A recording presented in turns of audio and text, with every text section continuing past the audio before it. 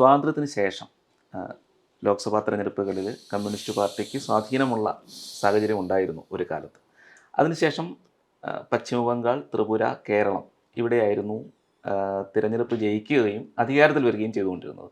അതിൽ പശ്ചിമ ബംഗാളും ത്രിപുരയും ദീർഘകാലം അവിടെ ഭരണം നടത്തി. കേരളത്തിൽ ആ സമയത്തൊക്കെ 5 വർഷം കൂടുമ്പോൾ UDF, LDF എന്നുള്ള നിലയിലായിരുന്നു ഉണ്ടായിരുന്നത്. കഴിഞ്ഞ പ്രാവശ്യമായിരുന്നു അതിനൊരു അപവാദം ഉണ്ടായത്. ആ 2 സംസ്ഥാനങ്ങളിൽ ഏകദേശം പൂർണ്ണമായും ഇല്ലാതാകുന്ന അവസ്ഥയിലേക്ക് മാറി. അതിനൊപ്പം തന്നെ കഴിഞ്ഞ നിയമസഭാ തെരഞ്ഞെടുപ്പുകളിലുമൊക്കെ സീറ്റുകളില്ലാത്ത അവസ്ഥയിലേക്ക് പോലും CPM ഉള്ള അവസ്ഥ ഉണ്ടായി. എന്തുകൊണ്ടാണ് ഇത് സംഭവിച്ചത്? ഇവിടുത്തെ ഈ അക്രമ രാഷ്ട്രീയം തന്നെ ആയിരിക്കുമല്ലോ അവിടെയും പ്രയോഗിച്ചിരുന്നത്. പക്ഷേ എന്തുകൊണ്ട് ആ ഒരു സാഹചര്യം മാറി, അല്ലെങ്കിൽ ജനങ്ങളത് തിരിച്ചറിഞ്ഞു? ഇതിൽ വളരെ രസകരമായ പലതും നമുക്ക് കാണാൻ സാധിക്കും. രസകരം എന്ന് ഞാൻ പറയുന്നത്, ഇപ്പോൾ പറഞ്ഞല്ലോ, ആദ്യത്ത് പറഞ്ഞല്ലോ, പഞ്ചാബ്, ബീഹാർ, മഹാരാഷ്ട്ര, രാജസ്ഥാൻ, ജമ്മു കാശ്മീർ, ഇവിടെയൊക്കെ CPM നല്ല സ്വാധീനം ഉണ്ടായിരുന്നു. ഈ സ്വാധീനം അവർ നേടിയത്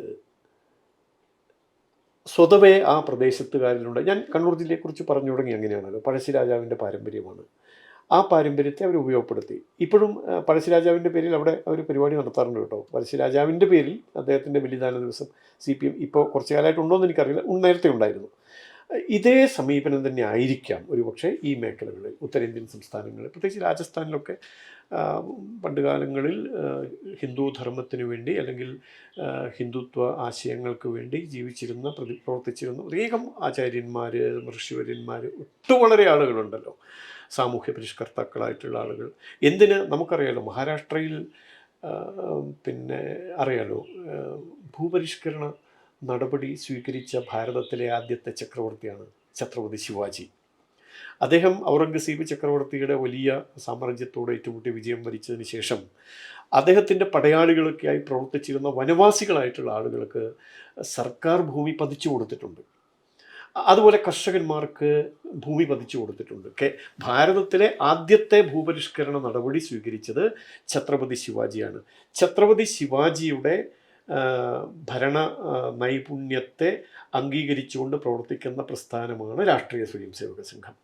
അദ്ദേഹത്തിൻ്റെ സ്ത്രീകളോടുള്ള സമീപനം, സാമൂഹ്യ പരിഷ്കരണത്തോടുള്ള അദ്ദേഹത്തിൻ്റെ സമീപനം, അദ്ദേഹം അനുവർത്തിച്ച സഹിഷ്ണുതാ മനോഭാവം, ഇതൊക്കെയാണ് സംഘത്തെയും സംഘത്തിലും പ്രേരണ ചെലുത്തുന്നത്. അപ്പോൾ ഞാൻ പറഞ്ഞു വന്നത്, അത്തരം ചില സാഹചര്യങ്ങളെ അവിടെയുള്ള കമ്മ്യൂണിസ്റ്റുകാർ അംഗീകരിച്ചിരുന്നു, അവർ പ്രവർത്തിച്ചിരുന്നു. ഇപ്പം സവർക്കറെക്കുറിച്ച് കേരളത്തിൽ വലിയ വായിൽ സവർക്കറെ അപഹസിക്കുന്നുണ്ടെങ്കിലും മഹാരാഷ്ട്രയിലെ ഒരു CPM നേതാവും സവർക്കറെക്കുറിച്ച് ഒരു അക്ഷരം മിണ്ടില്ല.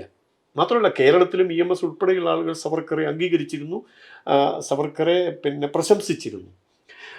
പക്ഷേ ഈ മറ്റ് പ്രദേശങ്ങളിൽ, ഇങ്ങനെ ചെയ്ത പ്രദേശങ്ങളിലൊക്കെ അവർക്ക് സ്വാധീനം ഉണ്ടാക്കിയെടുക്കാൻ കഴിഞ്ഞു.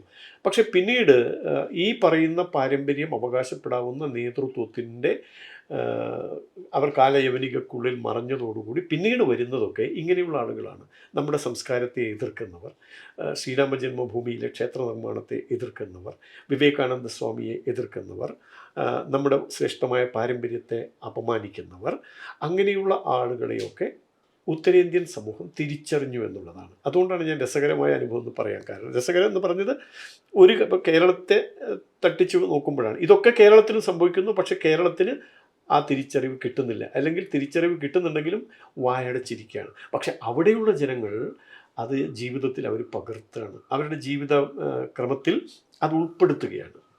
അപ്പോൾ നമ്മൾ പറയാറുണ്ടല്ലോ, അടിയന്തരാവസ്ഥയ്ക്ക് ശേഷം നടന്ന തെരഞ്ഞെടുപ്പിൽ 20-ൽ 20 സീറ്റും നേടിയ പാർട്ടിയാണ് കോൺഗ്രസ് അല്ലെങ്കിൽ UDF.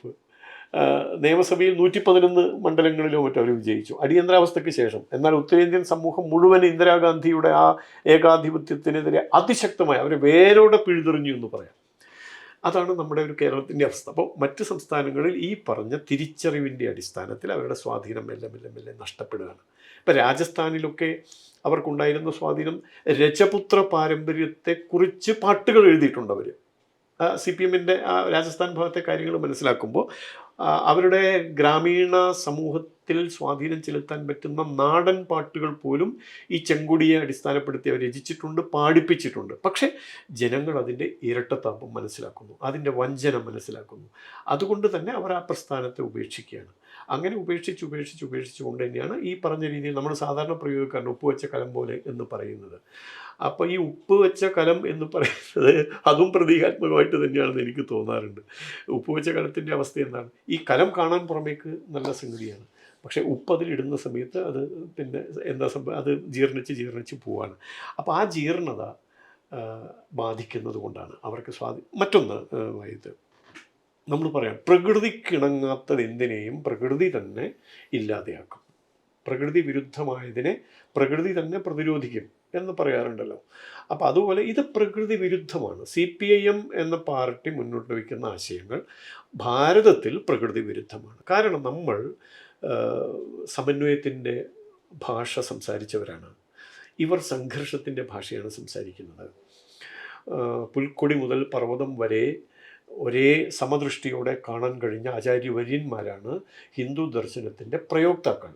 പക്ഷേ ഇവരാണെങ്കിൽ വിദ്വേഷത്തിൻ്റെ പരസ്പര സംഘർഷത്തിൻ്റെ ഭാഷ മാത്രമാണ് സംസാരിക്കുന്നത്. കമ്മ്യൂണിസ്റ്റുകാരനായൊരു സുഹൃത്ത് ഒരിക്കൽ എന്നോട് പറഞ്ഞിട്ടുണ്ടായിരുന്നു, മനുഷ്യൻ്റെ അടിസ്ഥാന വികാരം വിദ്വേഷമാണ് എന്ന് വെച്ചാൽ ഓരോ മനുഷ്യൻ്റെയും ഉള്ളിൽ വിദ്വേഷമാണ്. ആരോട്? ഇപ്പോൾ എന്നോട് സംസാരിക്കുന്ന ആയുധത്തിനോട് എനിക്ക് വിദ്വേഷം, എന്നെ പഠിപ്പിക്കുന്ന അധ്യാപകനോട് എനിക്ക്, അദ്ദേഹം പറഞ്ഞു തന്ന ഉദാഹരണങ്ങളാണ്, അധ്യാപകനോട് വിദ്യാർത്ഥിക്ക് വിദ്വേഷം, അയൽക്കാർക്ക് തമ്മിൽ വിദ്വേഷം, കച്ചവടക്കാരന് സാധനം വാങ്ങാൻ വരുന്ന ആളോട് വിദ്വേഷം, കർഷക തൊഴിലാളിയോട് വിദ്വേഷം, തിരിച്ചും വിദ്വേഷം. അപ്പോൾ ഈ അടിസ്ഥാന വികാരം വിദ്വേഷമായിട്ടുള്ള മനുഷ്യനാണ് ഇവിടെ ജീവിക്കുന്നത്. നമ്മളെന്താ ചിന്തിക്കുന്നത്? അല്ല, ഭാരതീയ ദർശനം എന്താണ് പറയുന്നത്? വിവേകാനന്ദ സ്വാമികൾ എന്താ വിദ്യാഭ്യാസത്തെക്കുറിച്ച് പറഞ്ഞത്?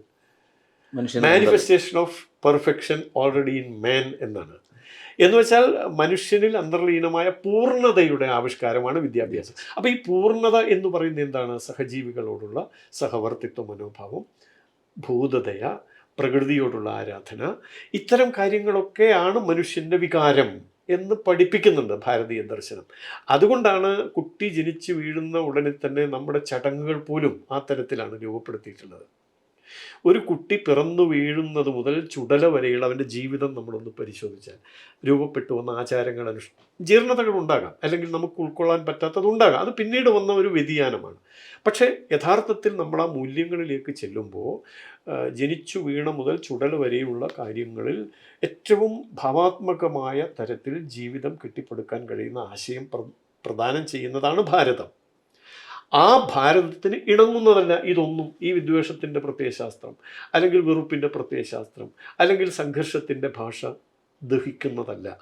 അങ്ങനെയുള്ള ദഹിക്കാത്തതിനെയൊക്കെ പുറന്തള്ളാനുള്ള ജൈവികമായ സവിശേഷത പേറുന്ന ഭാരതത്തിൽ ഈ പ്രസ്ഥാനത്തിന് വേര് പിടിക്കാൻ കഴിയില്ല എന്നുള്ളതാണ്. ഇനി വേര് പിടിക്കണമെങ്കിൽ മറ്റെന്തെങ്കിലും രൂപത്തിൽ പ്രത്യക്ഷപ്പെടേണ്ടി വരും. അതിൻ്റെ പരീക്ഷണമാണ് ബംഗാളിൽ നടക്കുന്നത്. ഇപ്പം ബംഗാളിൽ പാർട്ടി ശക്തിപ്പെടുന്നു എന്നൊക്കെ പറയുന്നുണ്ടല്ലോ, നടക്കാൻ പോകുന്നില്ല. കാരണം വേഷം മാറി വരികയാണ്. വേഷം കെട്ടൽ ദോഷം ചെയ്യും എന്നൊരു ചൊല്ല് തന്നെയുണ്ടല്ലോ. വേഷം മാറി വരികയാണ്. അത് കേരളത്തിലും സംഭവിക്കുന്നുണ്ട് കേട്ടോ. അവർ വേഷം മാറി വരുന്നതിൻ്റെ ഒരുപാട് ഉദാഹരണങ്ങൾ നമ്മളാണ്. കൈരളി ചാനലിലൊക്കെ ഹരിശ്രീ എഴുതിക്കുന്നതും രാമായണ പാരായണവും ഒക്കെ നടക്കുന്നുണ്ടല്ലോ. ഇത്തരം കാര്യങ്ങളൊക്കെ സംഭവിക്കുന്നുണ്ട്. പക്ഷേ ആ സംഭവിക്കുന്നതിൻ്റെ പിന്നിലെ വഞ്ചനയും ഇരട്ടത്താപ്പും തിരിച്ചറിയാൻ കഴിയുന്നവരാണ് ഭാരതത്തിലുള്ള ആളുകൾ. അതുകൊണ്ട് ഞാൻ വീണ്ടും പറയുന്നു, പ്രകൃതിക്ക് വിരുദ്ധമായതിനെ പ്രകൃതി തന്നെ പ്രതിരോധിക്കുമെന്ന് പറയുന്നത് പോലെ ഭാരതത്തിൻ്റെ പ്രകൃതിക്കും പ്രതിഭയ്ക്കും ഇണങ്ങാത്തതിനെ പുറന്തള്ളാനുള്ള ജൈവികമായൊരു സവിശേഷത ഭാരതത്തിനുള്ളതുകൊണ്ട് കമ്മ്യൂണിസ്റ്റ് ആശയങ്ങൾക്ക് ഗതി പിടിക്കാൻ സാധ്യമല്ല എന്നുള്ളതാണ്.